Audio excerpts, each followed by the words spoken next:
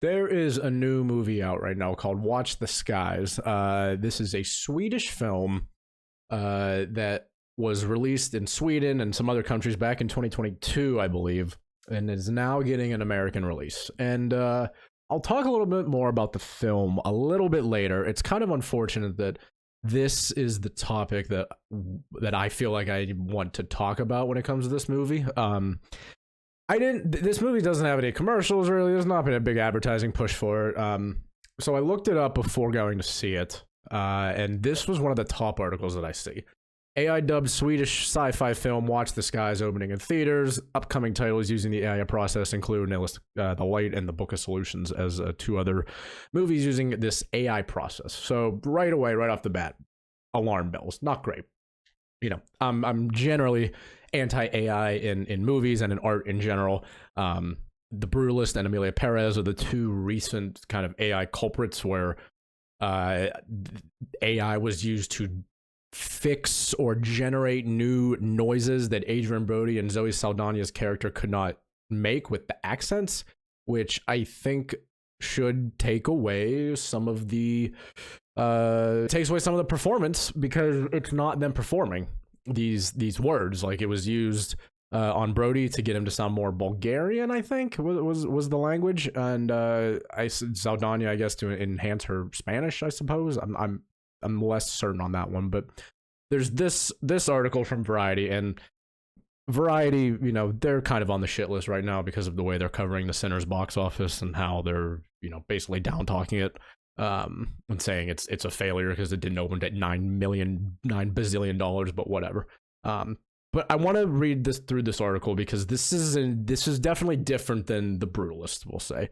When XYZ Films, which is one of the producing companies, it will also get a glimpse of the state-of-the-art in AI-driven visual dubbing and its potential for Hollywood. Watch the Skies is a sci-fi narrative, sci-fi adventure in Swedish. It was released under the name UFO Sweden, which is a much better title than Watch the Skies, I think.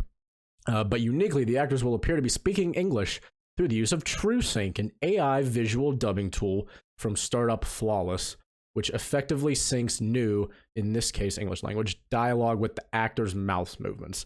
The original actors recorded their lines in English as an ADR process before the Flawless AI tech was applied to the movie. Okay, so what does that mean? This is a Swedish movie spoken in the Swedish language. That is the original language of the movie. Then they had the same actors, the ones that were in the movie, actors and actresses alike, stars, you know, one-liners, all of them, re-record their lines in English, in ADR, in post, just in a sound booth. And then they took those lines, the English lines, placed them over the movie, so it's an English dub now, and then used Flawless AI tech, Flawless AI is the brand, used AI to mess with their mouths, basically, and to make it look like they're actually, like, saying those words in the movie. We are still in control of the vision, and it's still the same movie, says one of the producers. Viewers may connect better with the film and with the actors compared with more traditional dubbing techniques. I'm not so certain about that. It's a weird place to be because they are reporting that this is coming. Tom Twyker's German film, The Light, has it. Tom Twyker, one of the co-directors of Cloud Atlas, one of my all-time favorite movies. This is kind of a bummer to read. And there's more. There's a French film. There's two French films here. There's a Persian language film. There's a South Korean movie, Smugglers. I don't think this is great, I will say. If we scroll down here, TrueSync may involve the original actors or, where required for language requirements, new actors. So, like, right away, this is a line that I don't like. TrueSync, I think, is another one of these companies that will offer this service. Flawless AI is the one that did this one. But I don't love this because what does this mean? It means that, are there going to be new? Would there be, like, dubbed different actors, like how all of Hayao Miyazaki's movies do, like how the G Kids movies do, where they just hire new actors, and then use AI on the actors, so it's the performance, the physical being, and then a different voice, and use AI to combine those? Like, is everyone agreeing to that? are there protections against this? I don't know. There is a quote: "The key things are protecting the actors' rights and making sure they're the beneficiaries of any of these tools. They have kind of full consent through the whole thing," said Flawless AI co-founder Scott Mann, adding that Flawless communicated with SAG-AFTRA about the tools in the project. "We work very closely with all the unions, and all of them have very similar view. We want these things to help our industry." At the end of the day, this Scott Mann, he's a businessman. I don't know if we can take his word at face value. I will say, out of all the AI nonsense that I'm seeing, the Brutalist, Amelia Perez, the AI shot in Flight Risk from Mel Gibson, this instance is probably the most humane, I guess is the way to put it. I don't know. They brought back the original actors. They all agreed to it. They're working with the union. And they're not doing AI generated voices. They are literally just taking the same exact performances and just changing the mouth and the lip area, basically. And it says, I read that there was a couple like facial changes too, just to match the way your lips move, match the way the lips move with the rest of the face. But it's the same performance. The problem with this is, I don't think this is successful in this movie. And I'll tell you why. The reason that this didn't work out is because I don't think some of these actors are fluent enough in English to pull this off. It felt like they were just literally reading the lines, not giving the same emotional performance that they would have given on set, per se. There's a decent amount of line readings that seem like almost silly compared to the tension that they're trying to create. There are two performances in particular where I think the AI is like drastically bad. It's with the older man that has the cane and the bigger lady that always basically has a cigarette in her mouth. I think their mouths and the performances look terrible. Their lips don't match at all. And I don't know. I learned about this stuff before I saw the movie. So of course, then I ended up kind of hyper fixating on it, I think. And it definitely took away from my enjoyment of the movie because I was so locked in on like, okay, is this working for me? Like, am I being fooled?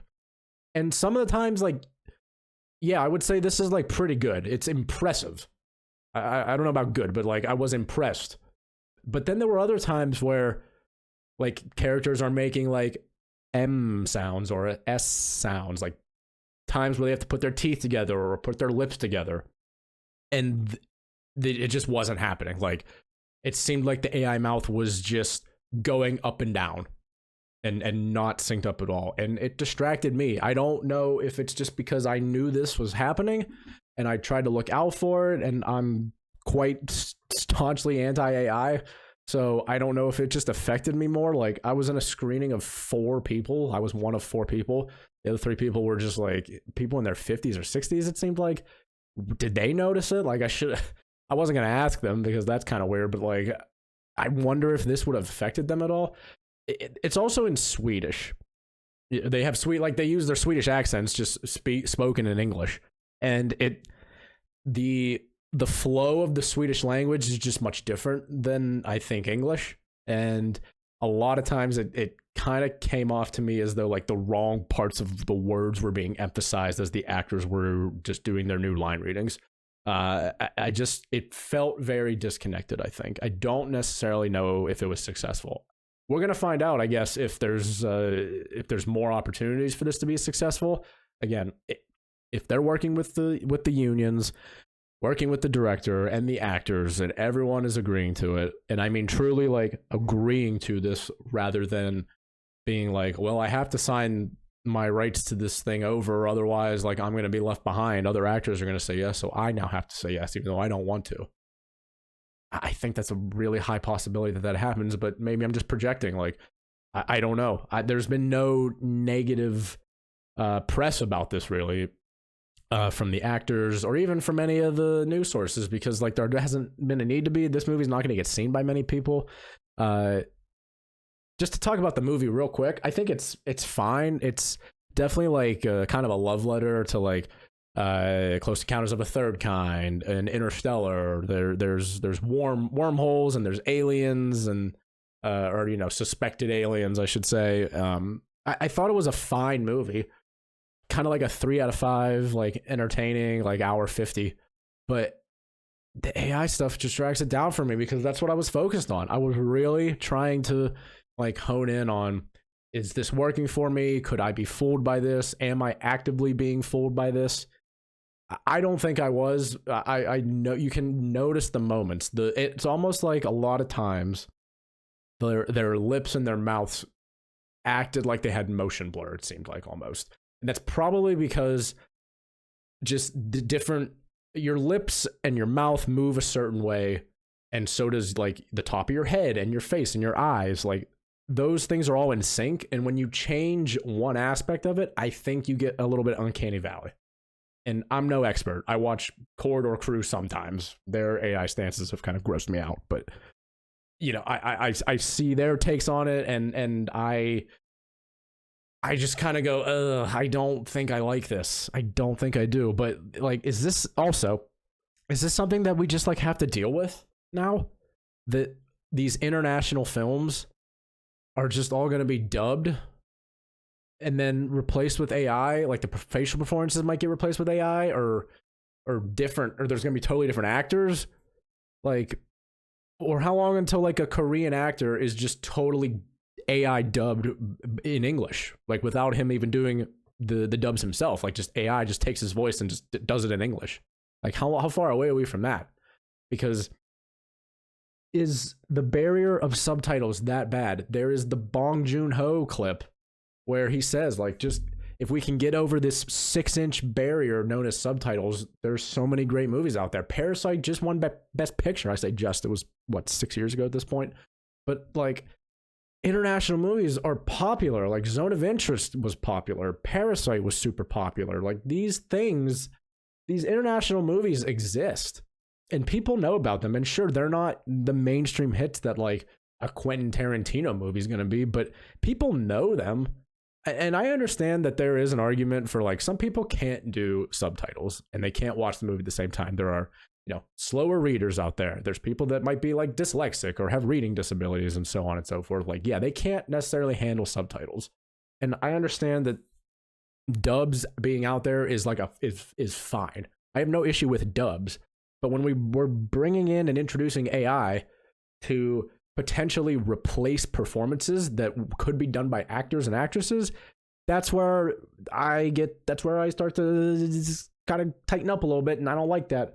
And I think this is the line right here. Like, I think this is basically okay or acceptable, like kind of, but the next step after this is going to be either like bringing in new actors without the original actors' permissions, or just totally ripping the original actor's voice and just saying, "Hey, AI, take their Swedish voice and just do an American accent and dub over the film." Like, I'm nervous that's where we're headed, and I just don't think that's necessary. I don't know. It's spooky a little bit, but this is not going anywhere. So I don't even know if I have a fully fledged take on this, because how can you? Because who knows where it's going except forward, for better or for worse, I suppose. But just that's my review of this movie. It kind of sucks that I don't even really want to talk about the movie. I think it's fine. I certainly would have enjoyed it if it was just subtitled in its original with the original Swedish performances. But you know, that's not what we got. So thank you all for watching. Please remember to rate, review, subscribe. What is this, a podcast? How about like, comment, subscribe, yada yada. And I'll see you in the next video. Goodbye.